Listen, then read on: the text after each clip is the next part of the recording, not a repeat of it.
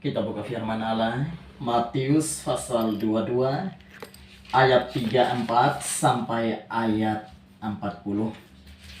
Matius pasal 22 ayat 34 sampai ayat 40. Matius 22 ayat 34 sampai 40. Demikianlah bunyi firman Tuhan, hukum yang terutama.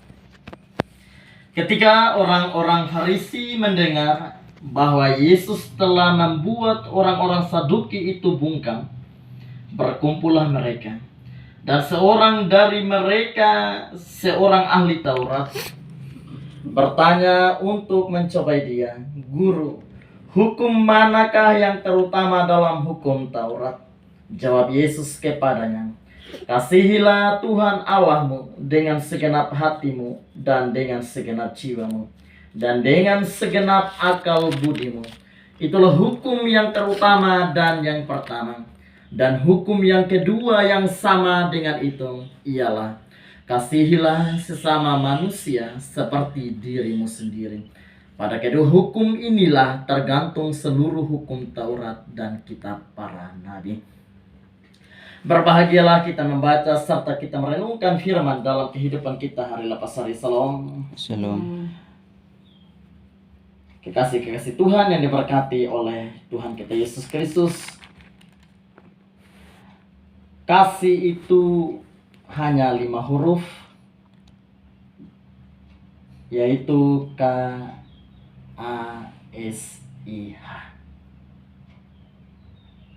Banyak orang berbicara tentang kasih, tetapi belum tentu semua orang mampu melakukan kasih itu.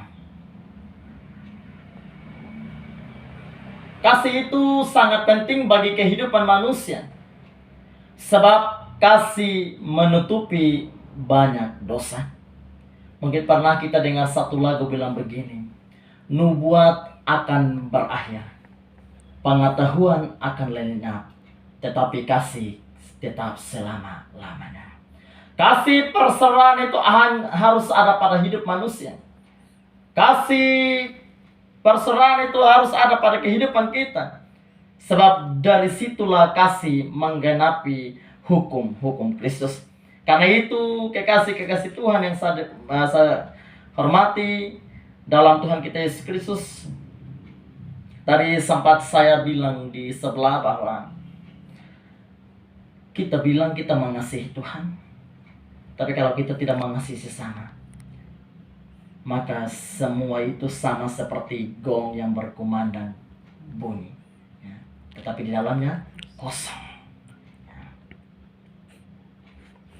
Kita bilang kita mengasihi Tuhan, tapi kalau kita masih membenci sesama, maka percuma kita mengasihi Tuhan. Ya. Kita bilang kita mengasihi Tuhan, tetapi kita masih marah, dendam, masih belum mengasihi, belum melayani, belum mengampuni, maka percuma.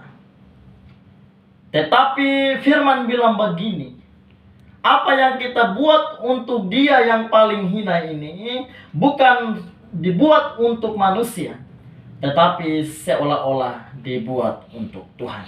Karena itu di sore yang diberkati ini, saya mau sampaikan kepada kita semua, kasihilah Tuhan Allahmu dengan segenap hatimu dan dengan segenap jiwamu dan dengan segenap akal budimu. Jangan kasih itu hanya di mulut, tetapi kasih itu harus ada prakteknya, ya. Harus ada tindakannya. Jangan kita ngomong banyak tetapi dalam praktek sehari-hari nol. Tuhan tidak kehendaki seperti itu.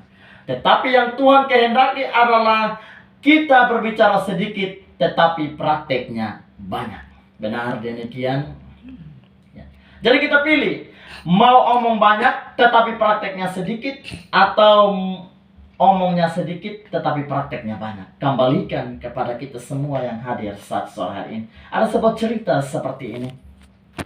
Ada seorang anak ketika dia bertamu di sebuah rumah janda.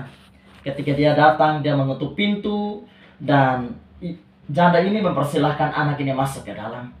Kemudian dia mempersilahkan anak ini duduk dan dia bertanya, "Nah, apa yang ibu bisa bantu. Anak ini dia sampaikan kepada ibu ini, janda ini, "Ibu, saya minta air putih segelas." Dengan diam-diam ibu ini pergi ke dapur dan menyiapkan air putih segelas.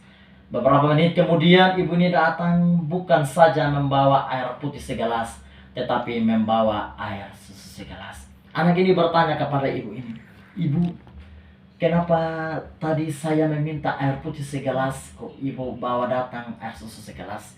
Janda ini menjawab, "Nah, kalau jadi orang Kristen, orang minta air putih segelas, jangan kita kasih itu saja, tetapi kita memberikan lebih daripada itu."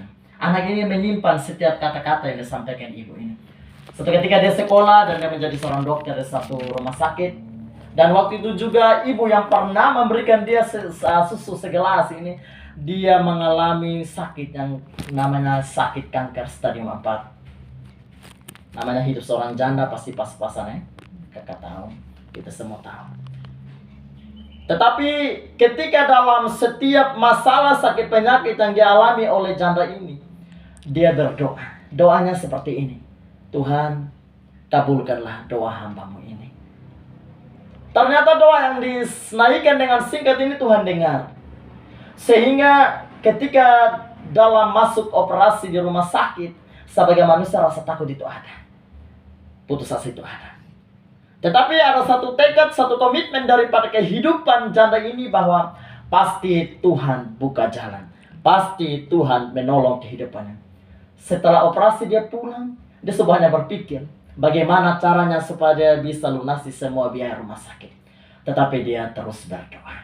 Ternyata dalam doa itu Tuhan ulurkanlah tangan kasih-Nya bagi kehidupan. Sehingga satu ketika janda ini pulang dari suatu tempat dan dia menemukan sebuah surat yang dilemparkan melalui jendela. Ketika dia ambil sepotong surat ini dia baca, semua tertera biaya rumah sakit. Jumlahnya 5 juta. Tetapi ada sebuah tulisan yang paling kecil di bawah kertas itu. Berbunyi demikian, semua biaya rumah sakit sudah dilunasi dengan air susu segelas. Saya mau sampaikan kepada kita semua, kakak dan saya pun anak. Apa yang kita tabur hari ini, ya besok pasti kita tuai. Amin. Amin. Apa yang kita buat untuk manusia, jangan mengharapkan untuk kembalinya. Kadang-kadang kita berbuat kebaikan, kita mengharapkan besok lusa dia kasih kembali ke sana. Tapi ingat, mungkin kita beri untuk dia, mungkin dia tidak mampu balas. Tapi nanti Tuhan kirim orang lain yang balas apa yang kita perbuat. Karena itu firman juga berkata bahwa apa yang tangan kanan beri, maka tangan kiri tidak boleh tahu. Ya. Seringkali terjadi pada kehidupan kita, kita sudah memberi tapi kita juga banyak ungkit. Tidak boleh. Tidak boleh kita ungkit. Apa yang kita beri, ingat bahwa kita beri hanya untuk kemuliaan bagi nama Tuhan. Karena itu saya renungkan dari firman ini, cerita tadi bahwa ternyata apa yang kita tabur itulah yang kita tuai. Hukum tabur tuai itu pasti. Ya. Kapan hari beta sampaikan di kakak kita semua bahwa tabur baik menuai baik, tabur jahat menuai jahat, tabur angin menuai badai. Karena itu selama kita hidup, marilah kita tabur hal-hal yang baik. Karena itu saya mau sampaikan bahwa kasih melandaskan segala sesuatu, kasih menutupi segala sesuatu. Dan ingat, kasih jangan pura-pura. Kadang-kadang kita mau buat sesuatu untuk orang lain, kita mau orang puji kita. Oh, itu orang hebat. Kita mau beri di tempat yang umum supaya orang ini, orang ini. Tapi kalau orang ketika dalam kesusahan orang datang minta pinjaman, kita kadang-kadang tidak kasih padahal kita ada. Nah, itu juga salah. Tetapi ingat, kasih itu memberi dengan sembunyi-sembunyi lebih baik daripada ketahuan orang. Kemudian ada pujian dalam kehidupan kita dan kita menjadi sombong. Tetapi ingat, kita mau bantu orang lain, berdoa dulu. Tuhan, hamba mau bantu orang ini. Tapi biarlah hamba mau beri pun bukan keterpaksaan, tetapi lahir dari hati. Karena itu sama sampaikan, kalau selama kita iring Tuhan, masih ada dendam, masih ada marah, ya, belum sepenuh mengasihi suami kita, belum sepenuh mengasihi istri kita, belum sepenuh mengasihi orang tua kita, belum sepenuh mengasihi sesama kita. Mari kita belajar, ya. Mengasihi itu penting. Ada satu lagu bilang begini, mengasihi, melayani, mengampuni. Memang mengasihi, melayani, dan mengampuni ini sakit. Tapi Tuhan ajarkan kepada kita harus mengampuni, mengasihi, melayani. Karena itu tugas kita. Untuk apa kita mengaku Kristen, tetapi prakteknya kita tidak lakukan? Untuk apa kita menjadi orang Kristen, tetapi kita masih benci kepada sesama? Untuk apa kita mengaku orang Kristen, tapi kita belum mengampuni orang lain? Ingat, apapun yang orang buat atas kehidupan kita, dengan cara tingkah laku hidup mereka, Tuhan ajarkan mengampuni, mengasihi, melayani. Itulah hukum Kristus bagi setiap orang percaya. Karena itu saya mau tekan kepada kakak yang ada di tempat ini. Biar orang mau buat seperti apa, Tuhan juga mengajarkan, kasihilah musuhmu dan berdoalah kepada mereka. Benar demikian ya. Kadang-kadang musuh kita jengkel, tapi Tuhan ajarkan, jangan balas jahat dengan jahat, tapi balaslah jahat dengan kebaikan. Maka Tuhan akan memulihkan keadaan kita. Biarlah firman Tuhan di Matius pasal 22 ayat 34 sampai 40 ini menjadi dasar menguatkan kita supaya kita kuat mengasihi Tuhan, bahkan mengasihi sesama. Amin. Buat firman Allah.